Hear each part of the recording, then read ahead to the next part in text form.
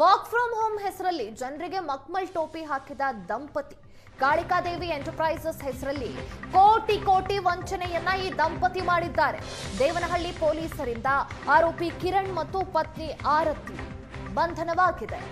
ಸಾವಿರಾರು ಜನರಿಗೆ ಮನೆಯಲ್ಲೇ ಕೆಲಸ ಅಂತ ನಂಬಿಸಿ ಮೋಸ ಮಾಡಿದ್ದಾರೆ ಈ ಕಿಲಾಡಿಗಳು. ಒಬ್ಬೊಬ್ಬರಿಂದ 2 ಲಕ್ಷದಿಂದ 20 ಲಕ್ಷದವರೆಗೂ ಹಣವನ್ನ ಈ ದಂಪತಿ ಪಡ್ಕೊಂಡಿದ್ದಾರೆ. ಜನರಿಂದ ಪಡೆದ ಕೋಟಿ ಹಣದ ಬಗ್ಗೆ ಈಗ ಪೊಲೀಸರು ತನಿಖೆಯನ್ನ ನಡೆಸ್ತಾ ಇದ್ದಾರೆ. ಮನೆಯಲ್ಲೇ ಕೆಲಸ ಅನ್ನೋದಾಗಿ ಇನ್ಸ್ಟಾಗ್ರಾಮ್ನಲ್ಲಿ ರೀಲ್ಸ್ ಮಾಡ್ತಾ ಇದ್ರು ಈ ದಂಪತಿ. ಮೇಣದಬತ್ತಿ, ಡ್ರೈ ಫ್ರೂಟ್ಸ್, ಅಗರಬತ್ತಿ ಪ್ಯಾಕಿಂಗ್ ಕೆಲಸ ಅನ್ನೋದಾಗಿ ರೀಲ್ಸ್ ಮುಖಾಂತರ ಇನ್ಫಾರ್ಮೇಶನ್ ಅನ್ನ ಶೇರ್ ಮಾಡ್ತಾ ಇದ್ರು.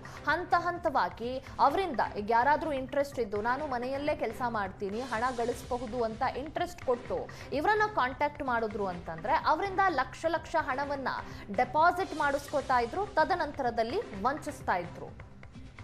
ಈ ವಿಚಾರವಾಗಿ ಈಗ ಇಬ್ಬರು ಆರೋಪಿಗಳನ್ನ, ಈ ದಂಪತಿಯನ್ನ ಪೊಲೀಸರು ಬಂಧಿಸಿದ್ದಾರೆ. ಅವರಿಂದ ಯಾರ್ಯಾರಿಂದ ಎಷ್ಟೆಷ್ಟು ಹಣ ತಗೊಂಡಿದ್ರು ಈ ಬಗ್ಗೆ ಎಲ್ಲ ತನಿಖೆಯನ್ನ ನಡೆಸಿ ಇನ್ಫಾರ್ಮೇಶನ್ ಅನ್ನ ತಗೋತಾ ಇದ್ದಾರೆ. ಮನೆಯಲ್ಲಿ ಕೆಲಸ, ವರ್ಕ್ ಫ್ರಮ್ ಹೋಮ್ ಅನ್ನೋದಾಗಿ ರೀಲ್ಸ್ ಮುಖಾಂತರ ಈ ರೀತಿ ವಂಚನೆಯನ್ನ ಮಾಡ್ತಾ ಇದ್ರು ದಂಪತಿ. ಈಗ ಪೊಲೀಸರ ಅತಿಥಿಗಳಾಗಿದ್ದಾರೆ.